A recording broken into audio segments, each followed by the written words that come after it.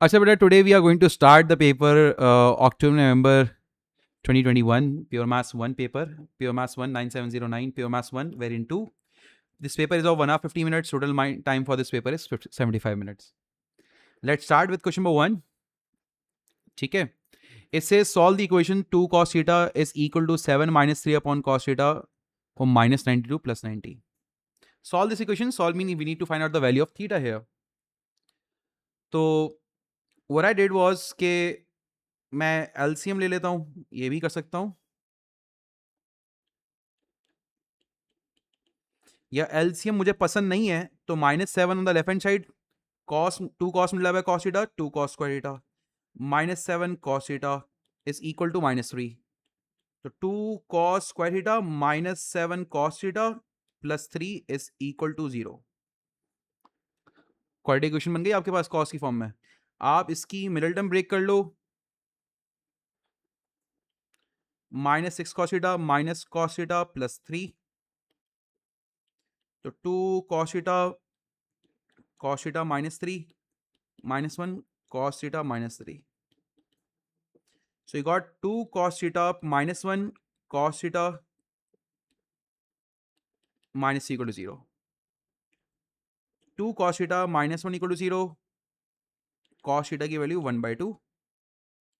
Cos theta -3 equal to 0. Cos theta की value 3 आ गई. इधर से आंसर नॉट पॉसिबल होगा because cos theta value can not be greater then 3, greater than 1 और less than -1. इधर से आंसर नॉट पॉसिबल हो गया. cos theta -1/2 है, -90 से लेकर +90 तक रेंज है आपके पास. So you got to range, -90 से +0, 0 से लेकर 90. Now this one is anti-clockwise range and this one is clockwise range. 0 से लेकर -90 में you just got one quadrant in your range, that is the fourth quadrant. And 0 से लेकर 90 तक you got only one quadrant, that is the first quadrant in your range. और cos positive होता है इन दोनों में ही, तो दोनों ही मैं सेलेक्ट कर लूंगा. Then I'll find out alpha. Alpha is equals to cos inverse 1/2, which is 60 degree.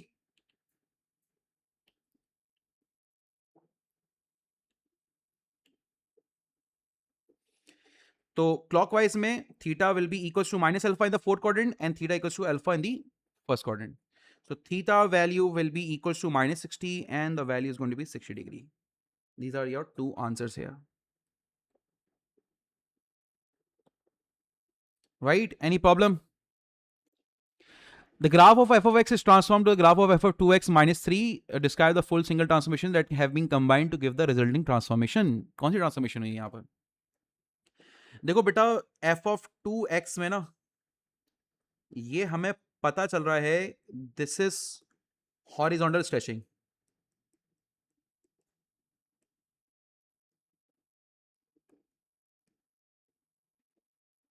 और ये वर्टिकल ट्रांसलेशन है.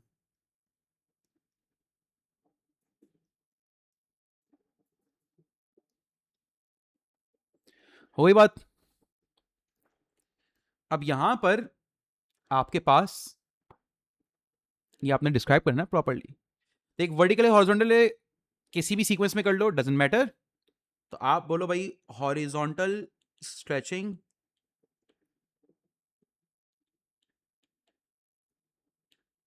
स्ट्रेच फैक्टर रेसिप्रो को लगा था 1/2. ये parallel to X axis stretching हो रही है.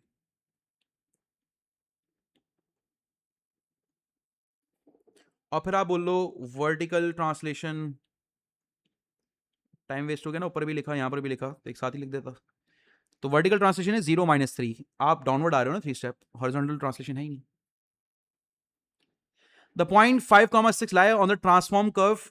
This shade the coordinates of the corresponding point to the original curve.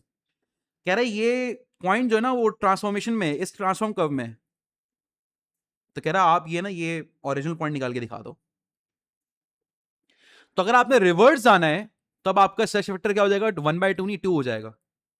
यानी अब आप 5 को मल्टीप्लाई बाय 2 करोगे और 6 में पहले आप -3 कर रहे थे, -3 करके आप नीचे आए हो, तो अब आप इसमें +3 करके ऊपर चले आओगे वापस.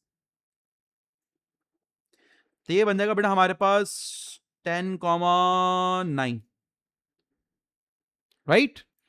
देखो it says the function is defined as follows, function दिया हुआ है for x is greater than 1, ये देखो इसकी डोमेन दी हुई है आपके सामने। Find the value of f of 5, f of 5। अब आप चाहो तो रिवर्स में चले जाओ, पहले f ऑफ f निकालो फिर उसमें 5 पुट करो, या पहले f ऑफ 5 पुट निकालो।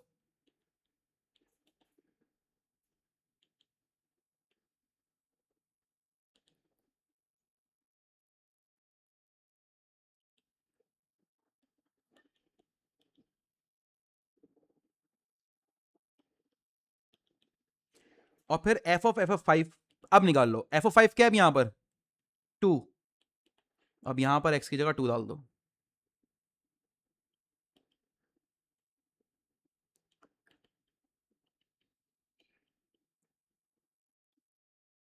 आंसर आ गया, नो बिग डील।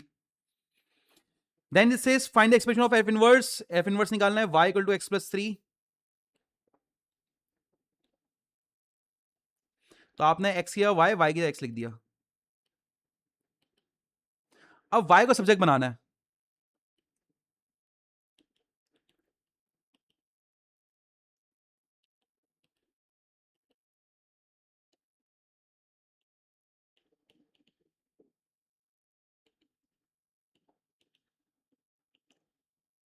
ये तो वही आंसर आ रहा है, f इनवर्स वही आ रहा है जो f ऑफ x था, ऐसा है कि नहीं है? जो f ऑफ x था वही f इनवर्स आ रहा है। अब देखो बेटा, ये आपके पास सिंपल सा क्वेश्चन देखो, इनवर्स भी निकलवा लिया, a curve such that dy by dx दिया हुआ है, कर्व पास कर रहा है इस पॉइंट से। Find the equation of the curve. आप मुझे बताओ dy by dx को अगर मैं इंटीग्रेट करूंगा, dx को राइट हैंड साइड पे लेके चले गया और 3x प्लस 2 की पावर -2 पर आ गया। अगर मैं इंटीग्रेट करूंगा तो मेरे पास y नहीं आ जाएगा, यहां से dy को इंटीग्रेट करूंगा, और यहां पर इंटीग्रेशन कितना हो जाएगी, add 1 in the power -2 plus 1 -1 divide by the differential of the base, 3x plus 2 का डिफरेंशियल 3 प्लस 0 प्लस c। अब ये एक बड़ा काम बन जाता है बच्चों के लिए कि यार इसको सिंप्लीफाई कैसे करूं। ये वाला माइनस ऊपर आ जाएगा, -8 हो गया, 3 नीचे रह गया, 3x प्लस 2 की पावर -1 है, नीचे आकर पॉजिटिव 1 हो जाएगी, बस। अब देखो बेटा, मुझे c निकालना है, x की जगह 2, y की जगह 5 होल 2/3, दिस इज 2, 5 होल 2/3, 17/3 हो जाएगा।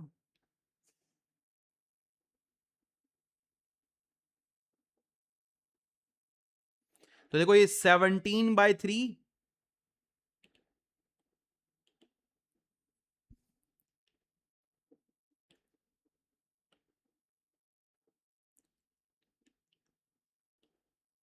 x की जगह 2,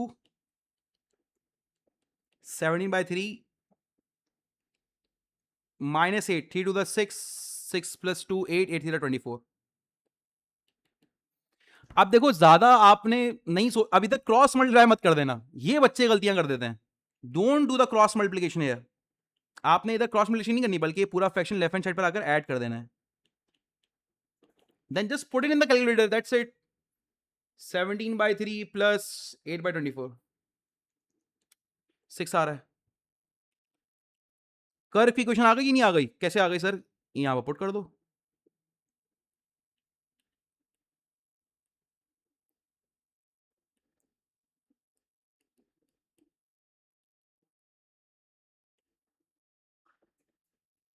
ठीक है,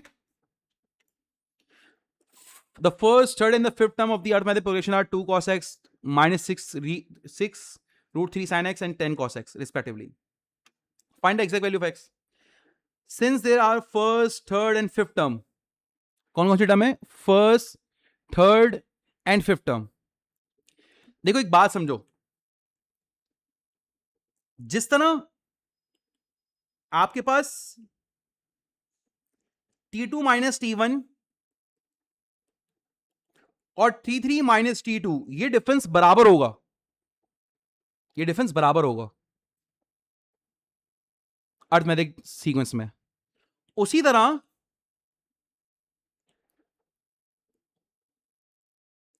T5 माइनस T3 और T3 माइनस T1 का डिफरेंस भी बराबर होगा, ये भी बराबर होगा ना। एक भाई अगर इनके दरमियान 6 का डिफरेंस है लेट्स से, तो कंसेक्यूटिव टर्म्स के दरमियान 6 का डिफरेंस है, लेकिन अगर दो टर्म्स छोड़ दो 12 का डिफरेंस, फिर दो टर्म्स छोड़ दो 12 का डिफरेंस।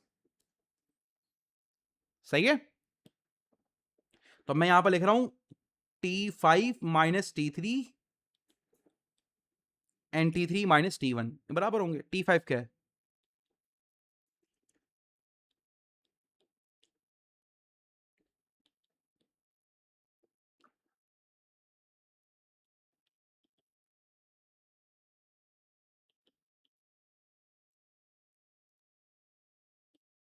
T3 minus T1।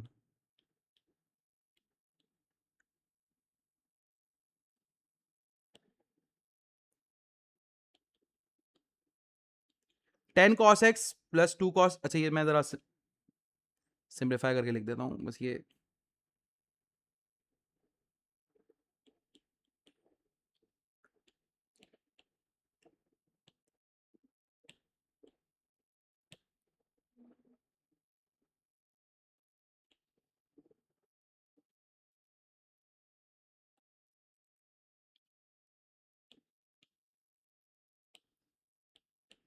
क्या हो जाएगा? माइनस माइनस प्लस हो जाएगा।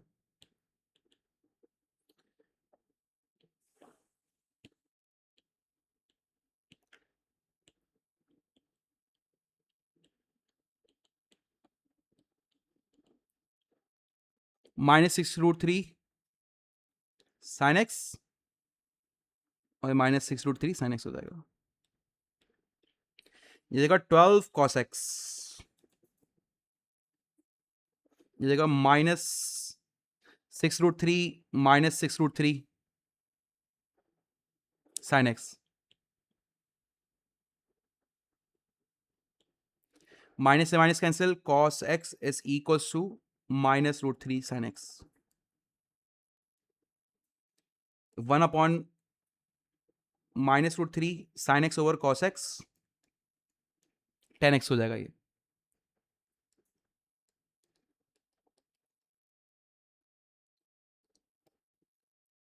अब पाई बाय 2 से लेकर पाई तक की रेंज है सेकंड क्वाड्रेंट।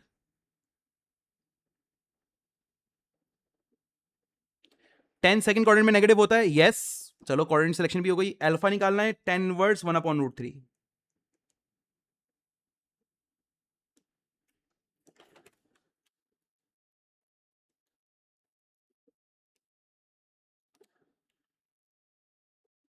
थर्टी आ गया। सेकंड क्वाड्रेंट में it is pi minus alpha,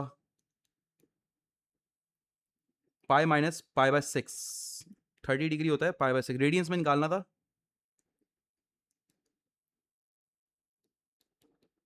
x की वैल्यू आ गई। Hence find the exact sum of the 25 terms of the progression। S25 निकालना है। S25 का फॉर्मूला है n upon 2, 25 upon 2, 2a plus 25 minus 1d। Now only thing that I don't know is the value of a and the value of d। a is the first term, first term है 2 cos x, 2 cos x की value 5 pi by 6 है, तो 2 cos, calculator should be in radiance, 5 pi by 6 -√3। ए की जगह देखो मैं -√3 लिख रहा हूं,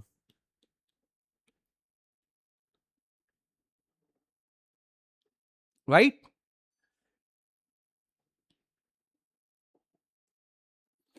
अब इसमें डी भी मालूम करना है। डी कैसे मालूम करेंगे? गौर से देखिएगा बेटा, आपके पास this is your first term -6√3 sine 5 pi by 6, यार -3√3, ये थर्ड टर्म आ रही है।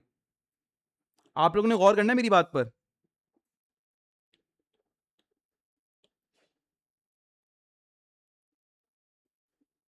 और आपके पास फिफ्थ टर्म क्या आ रही है? 10 cos 5 पाई बाय 6 -5√3।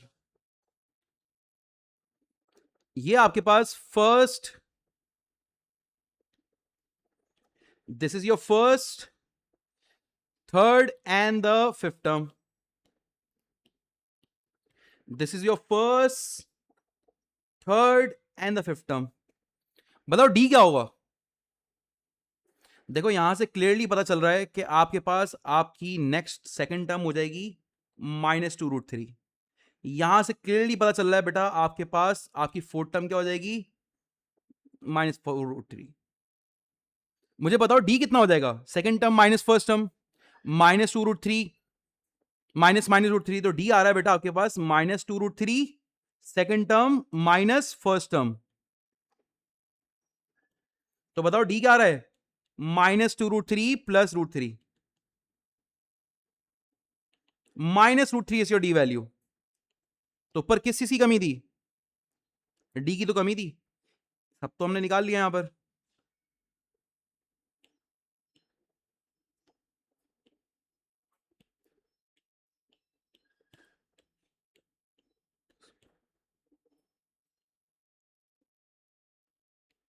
अब आपने कैलकुलेटर में रखना है 25/2 -2√3 प्लस 24 इंटू -√3. ये आ रहा है माइनस, दिस इज -562.91. ठीक है ना? अच्छा, अब उसने बोला हुआ है एग्जैक्ट, तो बेटा इसका मतलब I can not find the value in decimal. तो देखो मैं यहां पर इसको कर रहा हूं 2.5, 12.5 कर लो इसे. ये जगह -2√3, this is going to be -24√3. 25 - 1 24, मतलब plus minus minus -24√3. At the end क्या बन जाएगा ये? 25/2 ही लिख देता हूं इसको मैं. It will be -26√3. 2 1s are 2 13s are. तो 25 multiply by 13, it is going to be -325 हो जाएगा. -325√3 is going to be a sum. Exact form में this is going to be your answer. Right? Any problem? Exact form में आपका answer यार. Moving on to the sixth question. The second term of the geometric progression is 54. The sum to infinity of the progression is 243. Second term is 54. AR is 54. Sum to infinity A upon 1 minus R. Sum to infinity is 243.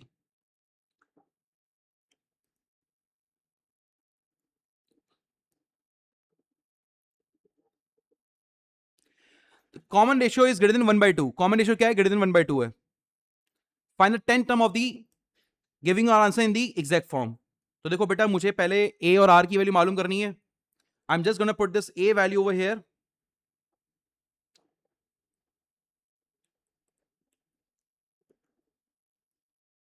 (243 multiplied by R multiplied by 1, 243 R. 243 multiplied by R multiplied by R, 243 R square.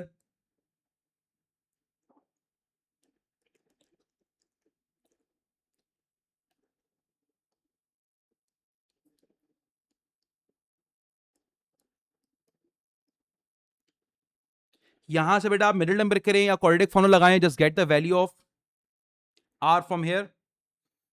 ठीक है ना?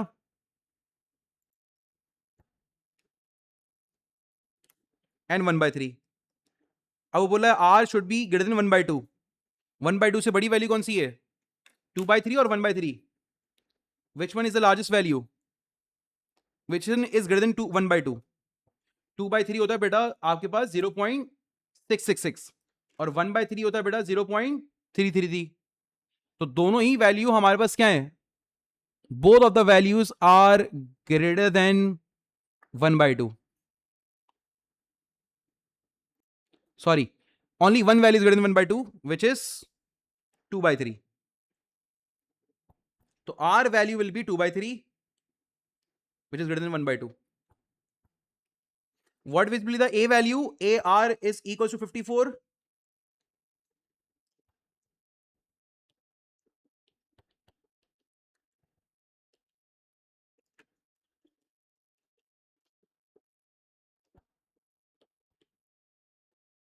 A के लिए 81. 10th term निकालनी है, a r की power 9, a value is 81, r की value 2/3 power 9,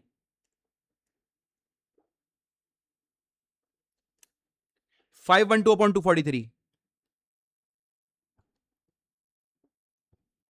that is your 10th term. ठीक है, एग्जैक्ट फॉर्म में बोला था, एग्जैक्ट फॉर्म में निकाल के बता दी। Now in question number 7 it says in the diagram the length AB and AC are both 15 centimeter. Okay, the point P on the foot of the perpendicular form C to AB, the length CP is 9, an arc of a circle with center B, centre को आप ऐसा B लोगे तो ये देखो arc बन रही है, यहां से ये पूरा सेक्टर बन रहा है हमारे पास, and meets A B at Q. कह रहा हो फिर ए बी कहां मीट हो रहा है, क्यू पर मीट हो रहा है यहां पर। Show that angle A B C is 1.25 radians. कह रहा है ये 1.25 रेडियंस है, ये शो करके दिखा दो। ठीक है, एनी प्रॉब्लम? देखो मैं आपके सामने ना ये ए वाला एंगल निकालता हूं, एंड दिस इज ट्राइंगल, ये ट्राइंगल लगाता हूं मैं यहां पर, राइट एंगल ट्राइंगल है ना ये। सो you got the adjacent, you got the opposite, sorry, you got the hypotenuse and you got the opposite। ठीक है, तो किसमें अपोजिट और हाइपोटेन्यूज साथ में होते हैं, sine at A opposite over hypotenuse.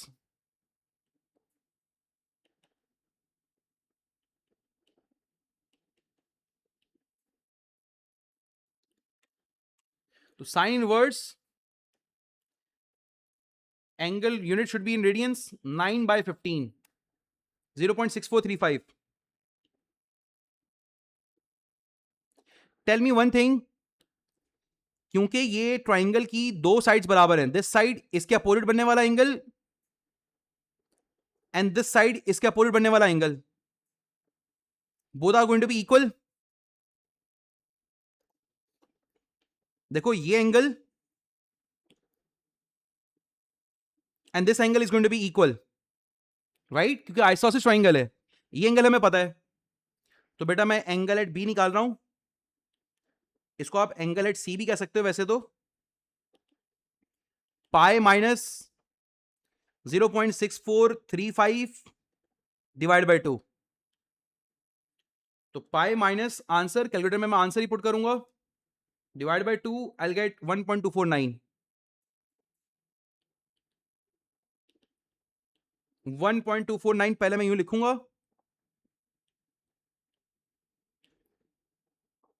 And then I will convert it into 3 significant figure जो उसने बोला हुआ यहां पर, and I will write radians as well, right.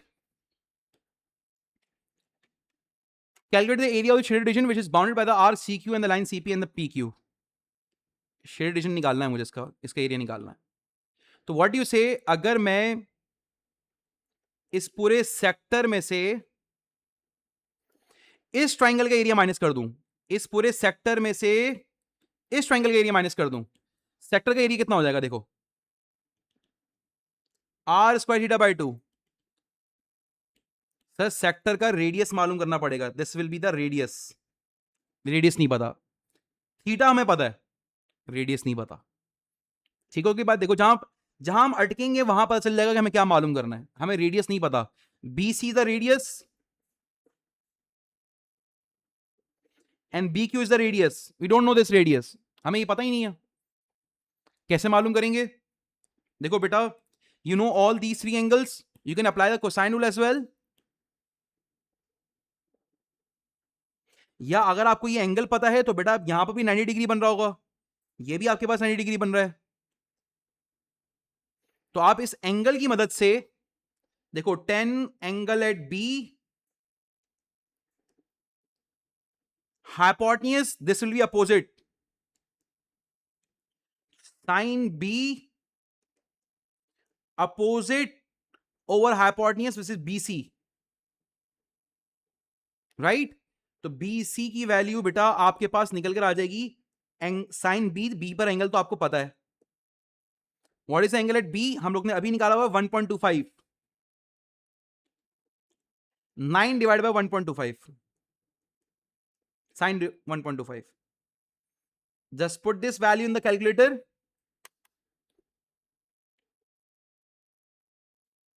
9 divided by sine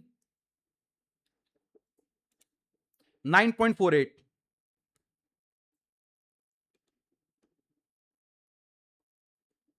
6 कर लिया मैंने. So I got the value of BC which is the radius. अच्छा, साथ साथ में आई वुड आस्क यू कि बेटा पीबी भी निकाल लेते हैं. चलो साथ साथ में पीबी की लेंथ भी निकाल लेते हैं. How would you find out the value of PB? ये देखो, you can apply the Pythagoras theorem. आपके पास ये तीनों लेंथ पता है, तो देखो बेटा B C square will be equals to P B square plus P C square. तो बी सी स्क्वायर हमें मालूम क्या करना है, पी बी स्क्वायर. क्यों मालूम करना है अभी मैं बताता हूं आपको. देखो B C square is this one 9.486, 9.486 का square, P C is 9 square, P B square. What will be the value of PB here?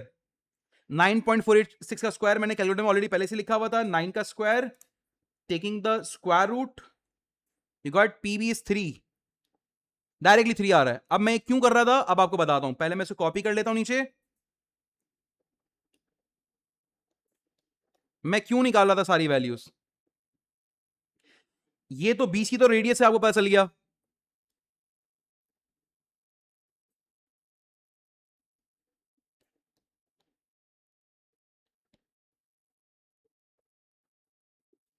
PB क्यों निकाला बताता हूं मैं आपको.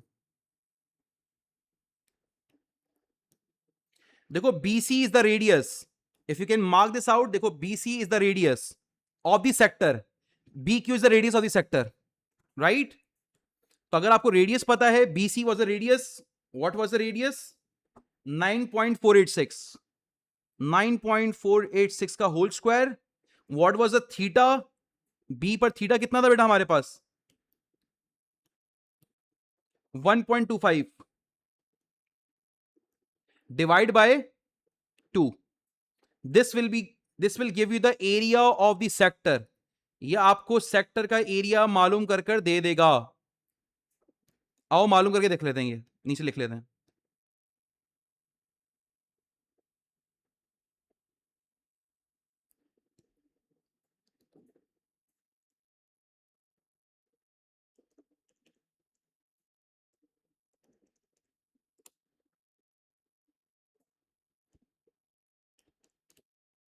This will give you 56.240 the area of the sector. ये sector का area है. What is a triangle area?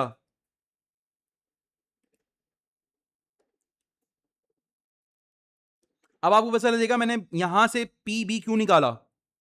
Half P B base और बेटा पी सी हाइट, ट्राइंगल का एरिया. ये देखो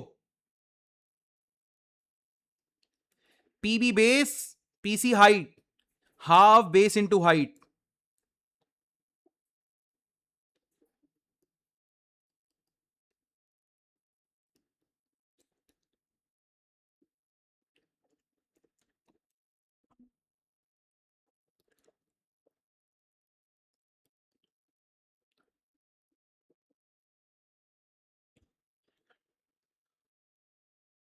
area of shade reason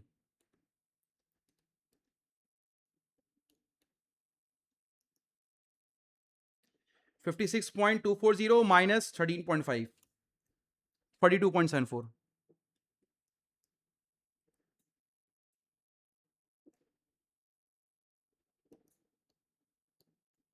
This is area of shaded region 42.74 converted into 3 significant figures of 42.8 आ जाएगा आपका answer, right?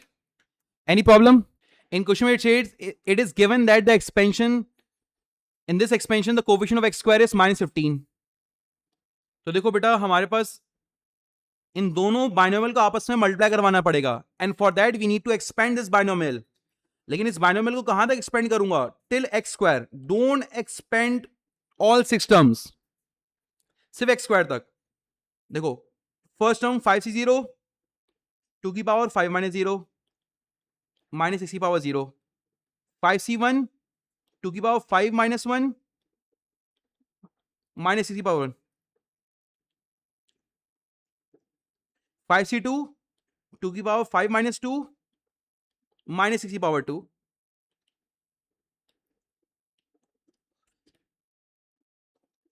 5c0 1 हो गया, 2 की पावर 5 32 हो गया, ax की पावर 0 1 हो गया, 5c1 5 हो गया, 2 की पावर 4 16 हो गया, 5c2 10 हो गया, 2 की power 3 8, a square x square.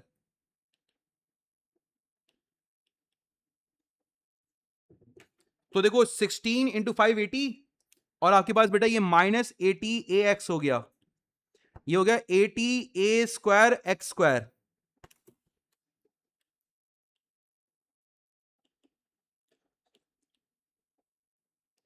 तो देखो इन दोनों बाइनोमियल की एक्सपेंशन,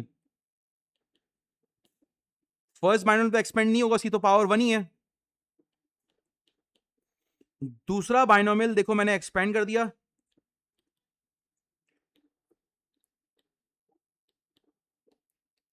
अब एक्स स्क्वायर कैसा आएगा?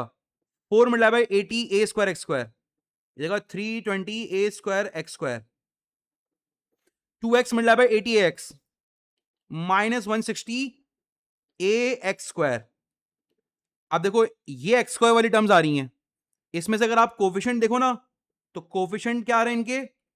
320 ए स्क्वायर माइनस 160 ए, और ये वो आपसे बोल रहा है कि भाई ये कोफिशिएंट बराबर किसके है? -15 के।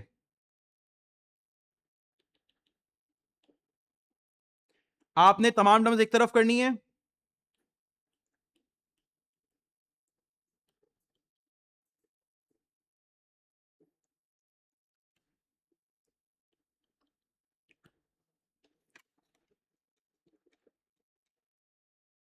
ठीक है ना?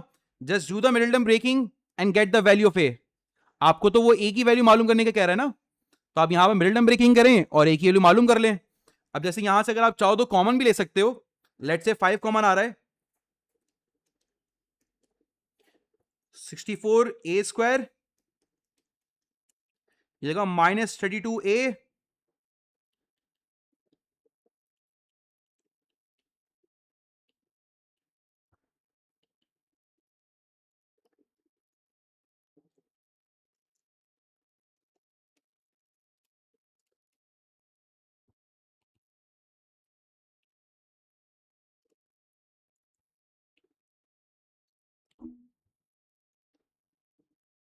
ए की दो वैल्यूज आ गई 3/8 एंड 1/8। ए पर कोई रिस्ट्रिक्शन तो नहीं लगाई उसने, कह रहा है पॉसिबल वैल्यूज बोला हुआ है, इसका मतलब एक से ज्यादा वैल्यूज आएंगी। देखो दोनों वैल्यूज आ गई हमारे पास, 3/8 एंड 1/8 आ गया answer. And it is given instead in the expansion the coefficient of x square is k. It is also given that there is only one value of a which leads to this value of k. Find the value of k in the a. कह रहे अब हमारे पास जो coefficient of x square है ना वो सिर्फ k है। देखो ये कोफिशिएंट ऑफ एक्स स्क्वायर था यहां पर, कह रहे इस पार्ट में वो हमारे पास coefficient of x square k के बराबर है।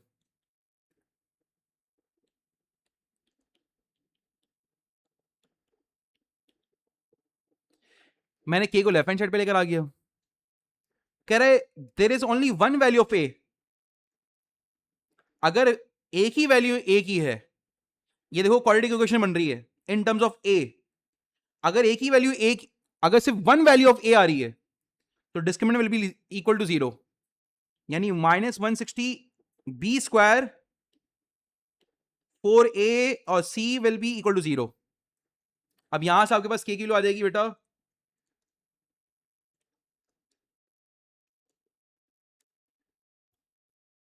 256,000।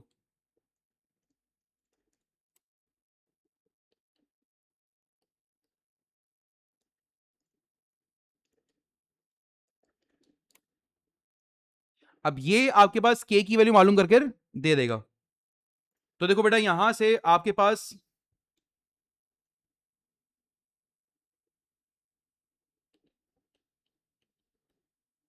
25600 divided by 1280. K value is -20. जब K आ जाएगा तो A की वैल्यू भी बेटा आप मालूम कर लें यहां से.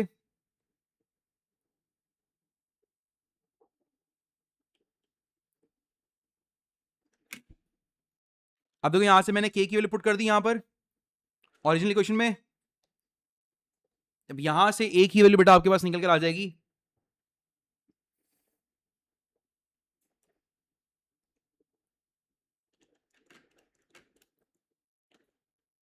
मैंने 20 कॉमन निकाल लिया.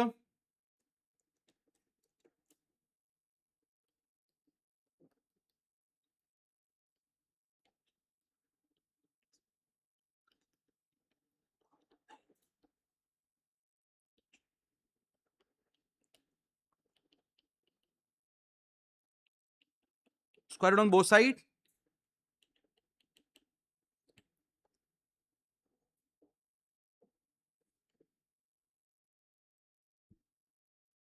A की वैल्यू 1/4 आ गया आपके पास. अब देखो यहां पर लिखा हुआ है the volume V meter cube of the large circular mount of iron और of radius R meter is model by the equation. Volume in terms of R दे दिया. where R is greater than or equal to 2. Iron ore is added to the mount at a constant rate of 1.5 metre cube पर second. ये क्या दिया हुआ है? dV over dt दिया हुआ है 1.5 मीटर क्यूब पर सेकेंड. सवाल क्या? डेटा बना लिया. Right. Find the rate at which the radius of the mount is increasing at a rate of at instant when radius is 5.5. dr over dt मांग रहा है आपसे जब r की वैल्यू 5.5 है. मैंने पहले निकाला dv over dr पावर मिला है coefficient subtract 1 in the power constant का डेरिवेटिव 0 हो गया. और फिर r माइनस 1/2 का डेरिवेटिव r का डेरिवेटिव 1 1/2 का डेरिवेटिव 0. तो ये बन जाएगा बेटा 9/2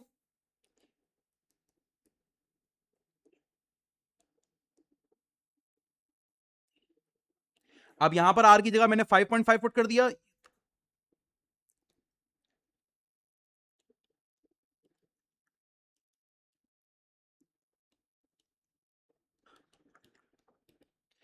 ये हो जाएगा बेटा 9/2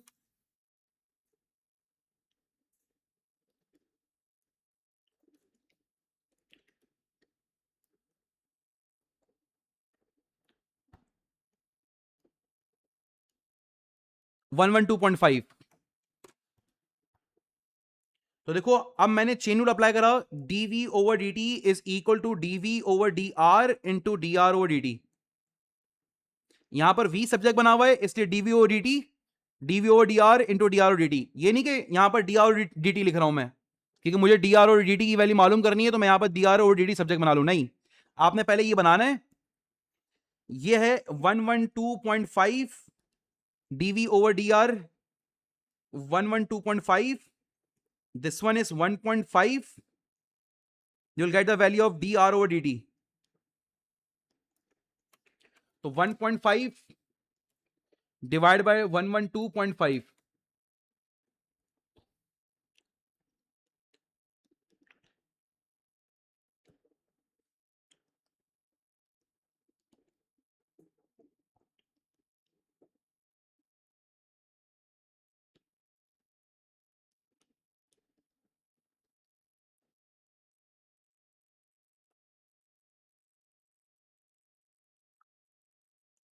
मीटर पर सेकेंड क्योंकि बेटा रेडियस का यूनिट एक लेंथ है. दिस विल बी मीटर पर सेकेंड. ठीक है ना. Then it says find the volume of the mount at the instant when the radius is increasing at 0.1 metre पर सेकेंड. अब देखो यहां पर इसने क्या दे दिया आपको? dr ओवर dt दे दिया. अब आप सुन dv ओवर dt कितना है? तो dv over dt dv over dr into dr over dt होता है. सही ना. चेन रूल अप्लाई करा. अब हमें मालूम करना है volume of the amount increasing at the instant when the radius is increasing, volume of the mount. अब देखो यहां पर आपने एक बात समझनी है, यहां पर आपके पास ये वाला पोर्शन सबके लिए सेम है, तो हमें पार्ट बी के लिए d v over d t already given है, तो मैं यहां पर भी डीवी और डी टी 1.5 रख रहा हूं. डीवी और डीआर मुझे पता नहीं है, डीआर और डी टी हमारे पास 0.1 दिया हुआ है, तो 1.5 divide by 0.1, this will give you 15 d v और डीआर.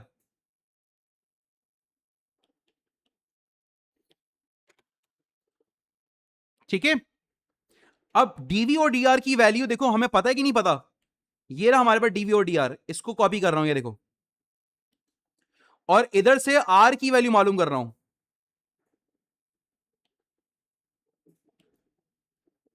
तो 2 मल्टीप्लाई 15, 30 बाय 2, 30 बाय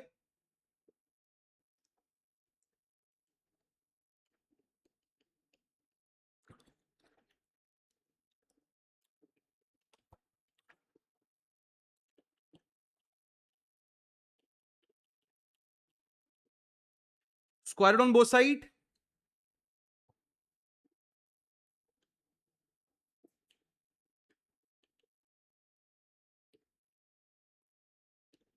रेडियस आ रहा है बेटा प्लस माइनस √10/3.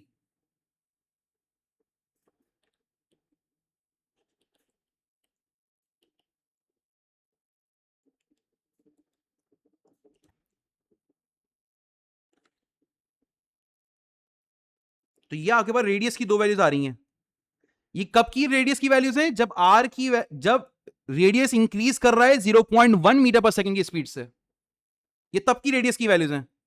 अब हम कौन सी रेडियस लेंगे, नेगेटिव वाला तो ले नहीं सकते, तो हम सिर्फ पॉजिटिव वाला रेडियस लेंगे.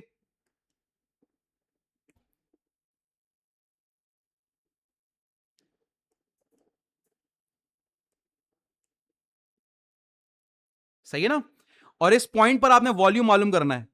वॉल्यूम क्या है बेटा, ये देखो उसे दिया हुआ है 3/2 r-1/2 की पावर क्यूब -1.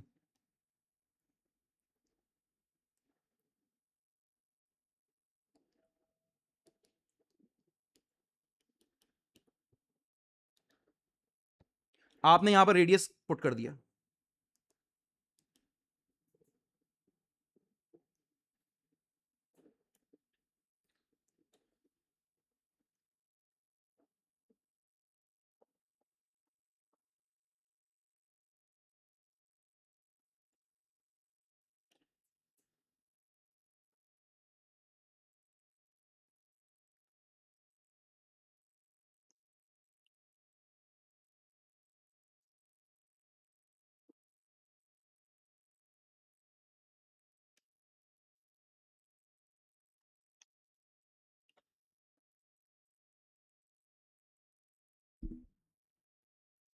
सो यहां पर एक स्मॉल मिस्टेक, इट वाज √10, ये 30 था ना, √30 हो जाएगा.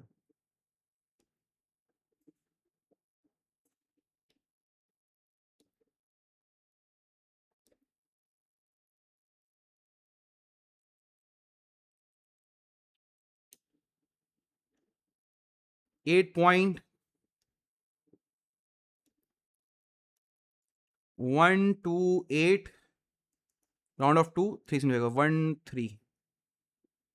या बस वॉल्यूम निकल कर आ गया. Then we have question number 10. It says the function f is defined by f of x is x square plus k upon x plus 2, where x is greater than 0. Given that the curve with the equation y equal to f of x has stationary point at x equal to 2, find k. तो देखो बेटा आपके पास ने बता दिया, hint दे दिया, है stationary point when x is equal to 2. तो k मालूम करना है, हमने f डैश x मालूम करा. f डैश x मालूम करने के लिए बेटा पहले तमाम वेरिएबल्स को न्यूमरेटर में रखा मैंने.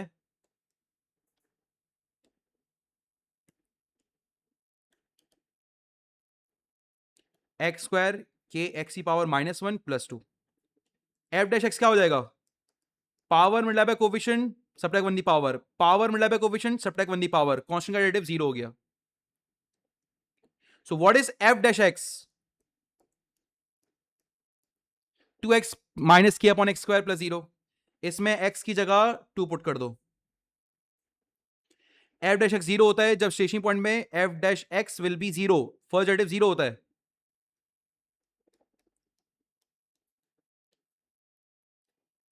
k बाय 4 हो गया।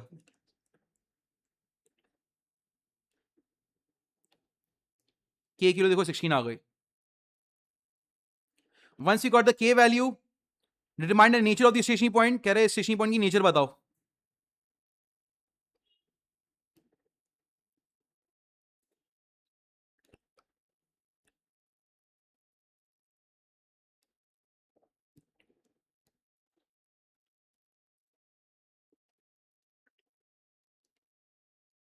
k की जगह देखो हमने यहां पर 16 पुट कर लिया।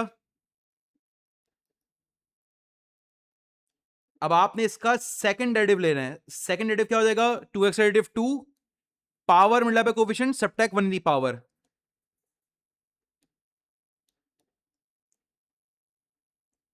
ये एफ डैश एक्स आ गया। अब आपने इधर x की जगह 2 पुट कर लेना है in order to find out कि इसकी नेचर क्या है। आपने x की जगह 2 पुट करा।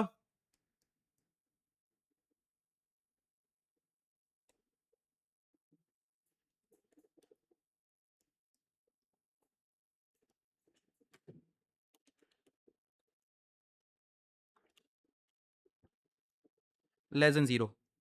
F double dash x is less than 0, point is maximum. ठीक है।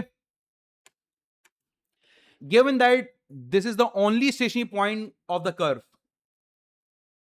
Find the range of F. यानी स्टेशनरी पॉइंट है, इसका मतलब ये टर्निंग पॉइंट है और ये मैक्सिमम है। मतलब आप यूं समझ लो कि ये कुछ यूं चल रहा होगा। लेट्स से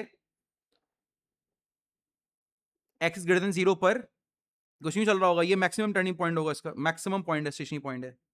और इधर एक्स की वैल्यू कितनी है? 2 है। एक्स की वैल्यू कितनी है यहां पर? 2 है।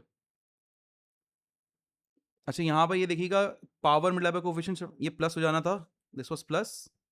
तो ये आपके पास आंसर 6 आ रहा है, which is greater than 0, it's not less than 0। It is 6 greater than 0, the point is minimum. तो अब देखो यहां पर आपके पास they are telling you this point is minimum. तो देखो बेटा आपके पास यहां पर ये आपका समझो एक तरीके से x की वैल्यू 2 है यहां पर। अब आपसे रेंज पूछ रहा है, y की वैल्यू पूछ रहा है। अब ये मैंने सिर्फ एक स्ट्रक्चर बनाया है, नॉट नेसेसरी कि ऐसे ही हो। तो x की वैल्यू 2 पर y की वैल्यू क्या आ रही है? Your function is x square. अगर आप फंक्शन को कॉपी करते हो एक्स स्क्वायर प्लस के अपॉन एक्स प्लस 2। आपने k की जगह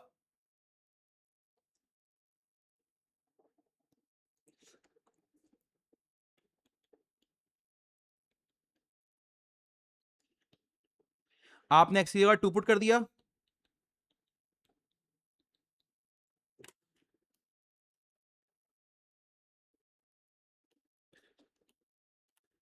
y के लिए 14 आ गई।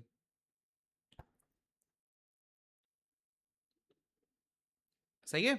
अब आपने रेंज बतानी है ना। रेंज किस तरह बतानी है? कौन सी डोमेन पर बतानी है? देखो x ग्रेटर देन 0 पर बतानी है आपने। x ग्रेटर देन 0 पर देखनी है आपने।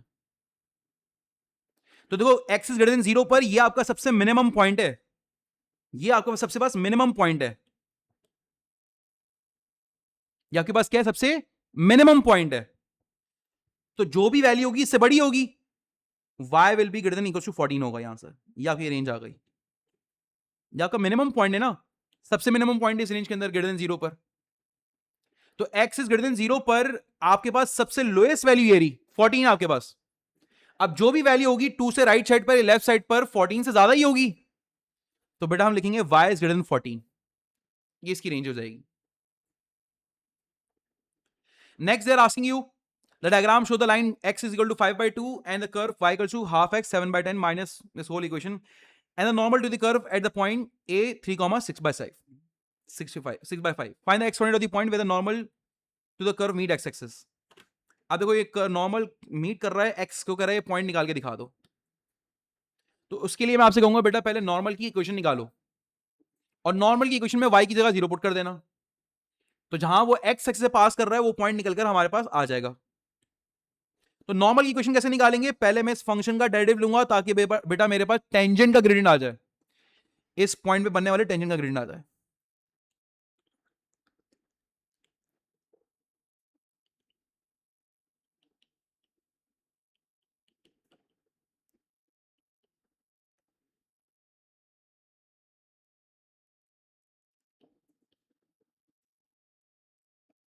या आपके पास dy बाई डी एक्स आ गया.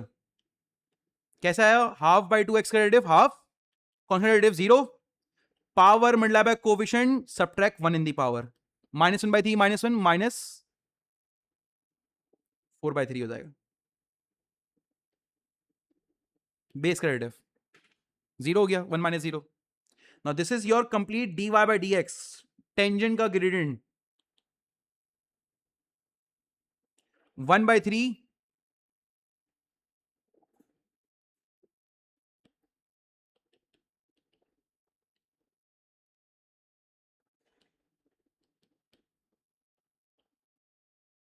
अब आपने x की जगह यहां पर 3 पुट कर लिया तो टेंजेंट का ग्रेडियंट इस पॉइंट पर निकल कर आ जाएगा.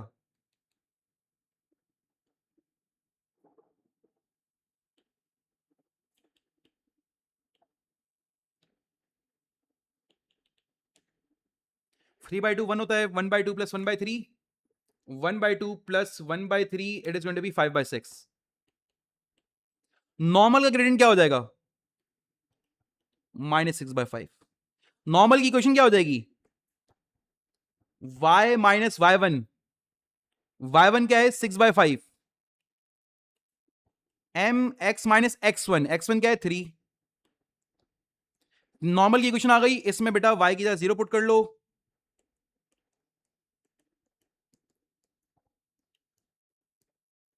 फाइव से 5 कैंसिल, माइनस से माइनस कैंसिल, 6 से कैंसिल, ये हो गया 1 is equal to x minus 3. x की वैल्यू 4 आ गई. तो 4,0 इज द पॉइंट जो बेटा वो x एक्सिस से पास कर रहा है. 4,0. ठीक है. We just need the x coordinate, तो ऑब्वियसली y तो 0 ही होगा. In part 2 they are asking you find the area of the shaded region giving answer in two decimal place. आपने शेडेड रीजन का एरिया निकालना है. किस तरह मालूम करेंगे area of the shaded region? देखो, कर्व के अंडर के एरिया फ्रॉम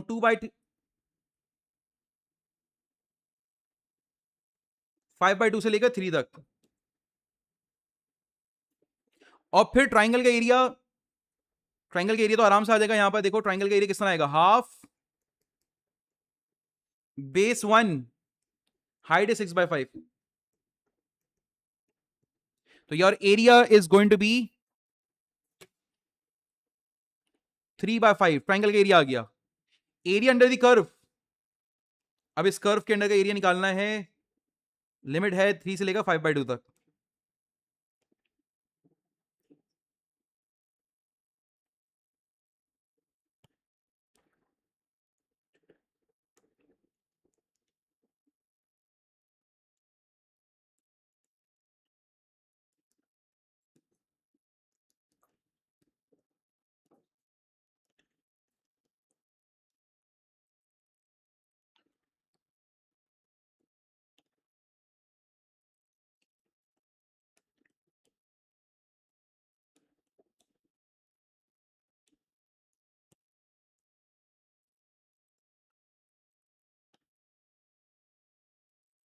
तो बेटा 1/2x का integral add 1 the power divide by the power, 7/10 का integral 7x/10 add 1 the power divide by the power -1/3 plus 1 2/3 1 - 0 plus c.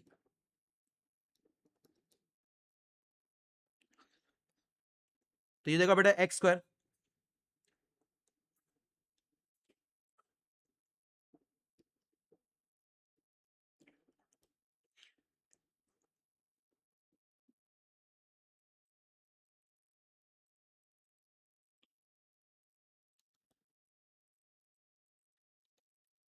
ये हमारे पास लिमिट्स हो गई।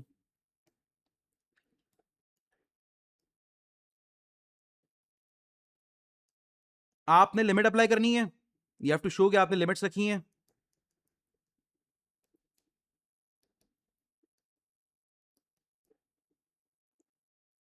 That is upper limit minus lower limit.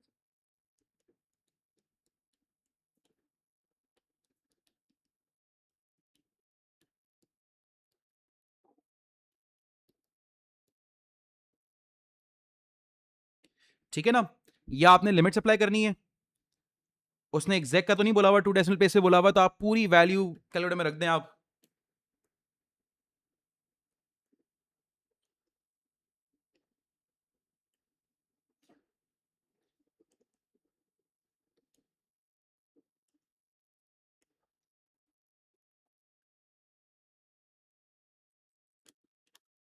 First bracket answer है 57/20।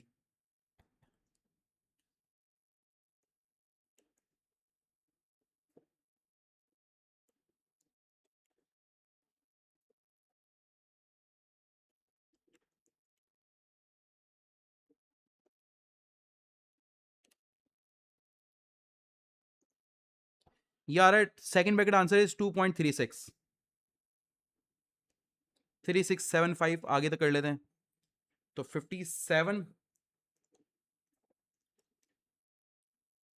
0.482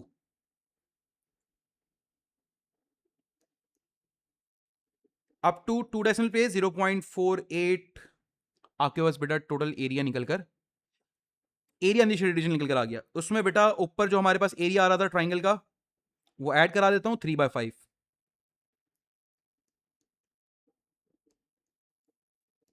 बल्कि 0 point इसमें add करवा देता हूं 0.4824 में,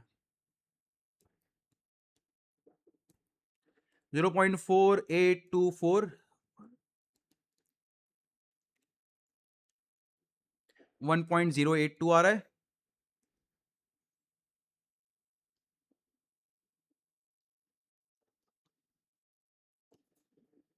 1.082 यूनिट स्क्वायर।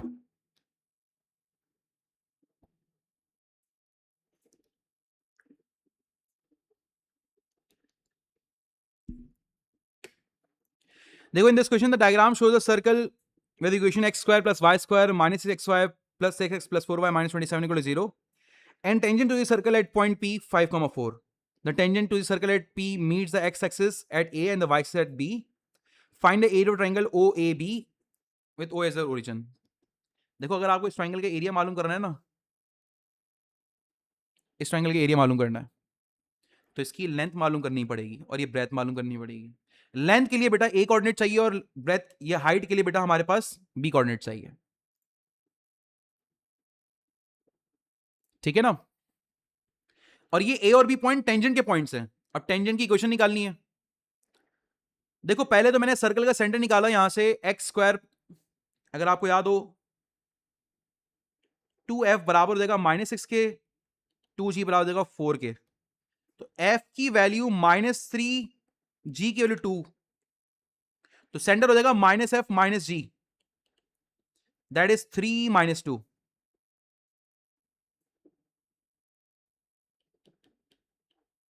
सेंटर आ गया। लेट से ये आपके पास सेंटर है, सेंटर से लेकर P पॉइंट तक ये जो रेडियस बन रहा है बेटा, ये 90 डिग्री होगा टेंजेंट के। तो रेडियस का ग्रेडियंट निकाल रहा हूं, देखो मैं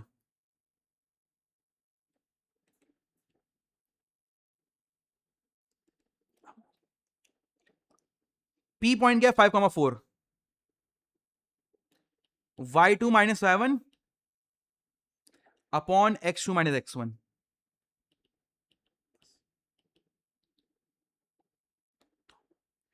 टेंजेंट का ग्रेडियंट क्या आ जाएगा सर? टेंजेंट का ग्रेडियंट आएगा -1/3। टेंजेंट की क्वेश्चन क्या होगी? y - y1, पॉइंट है 5,4, m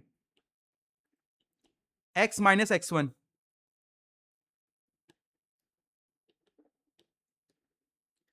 अगर मुझे a पॉइंट निकालना है तो y की जगह 0 पुट करूंगा, b पॉइंट निकालना है तो x या 0 पुट करूंगा, b on the x axis y axis है ना, और a पॉइंट x एक्सिस पर है, यहां पर y की वैल्यू 0 होगी, यहां पर x 0 होगा। तो जब y 0 रखता हूं तो बेटा मेरे पास x की वैल्यू आ जाती है -4,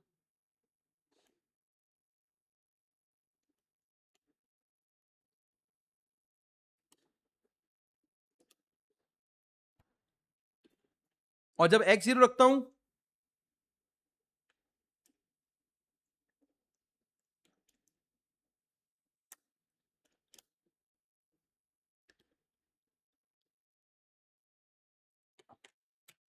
1/2 बेस इंटू हाइट,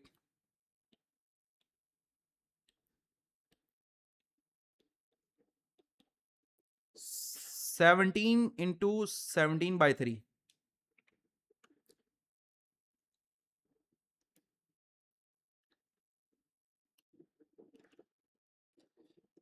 ट्राइंगल का एरिया आ गया 48.16 विच इज इक्वल टू 48.2। यानी आप इसको, उसने एग्जैक्ट तो नहीं बोला हुआ, नहीं सर एग्जैक्ट नहीं बोला हुआ, 3 इन फिगर में कन्वर्ट कर लें, यूनिट स्क्वायर, ठीक है। नेक्स्ट आपके पास बेटा यहां पर कह रहा है point P Q and R also line the circle such that P Q R is an equal triangle, find the exact value triangle P Q R. ये जो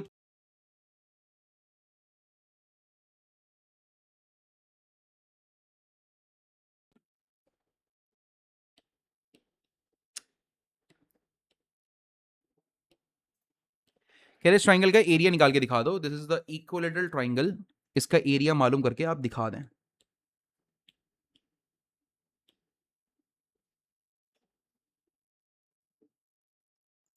देखो मैं क्या करता हूं, मैं इस सेंटर का, इस सर्कल का रेडियस निकालता हूं, ठीक है, रेडियस निकालता हूं। रेडियस कैसे निकालूंगा, एफ स्क्वायर प्लस जी स्क्वायर माइनस सी, एफ की वैल्यू -3, जी की वैल्यू 2,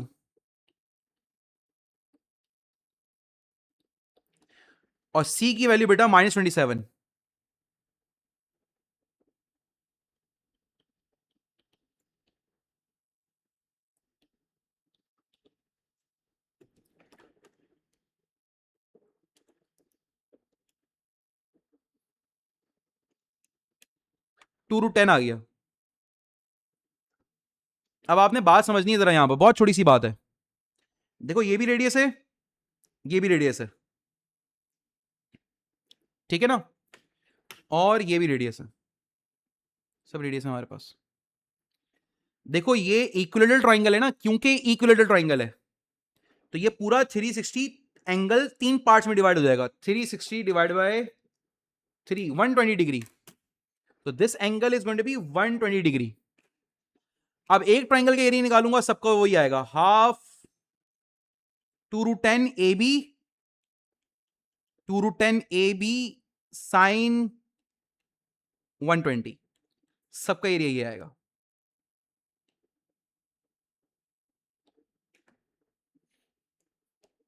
एक ट्राइंगल का एरिया निकालो, मल्टीप्लाई बाय 3 कर दो,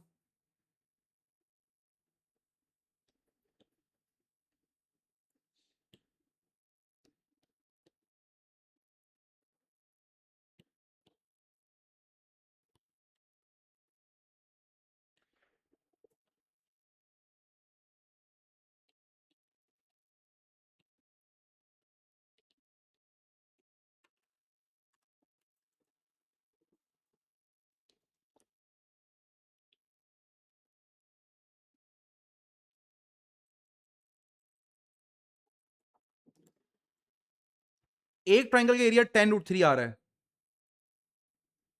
मल्टीप्लाई बाय 3 कर दूंगा, कंप्लीट ट्राइंगल का एरिया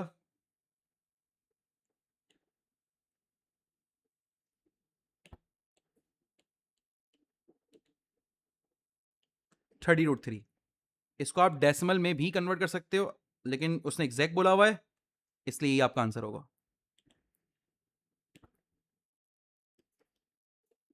ठीक है. So that's it for the paper. Any questions?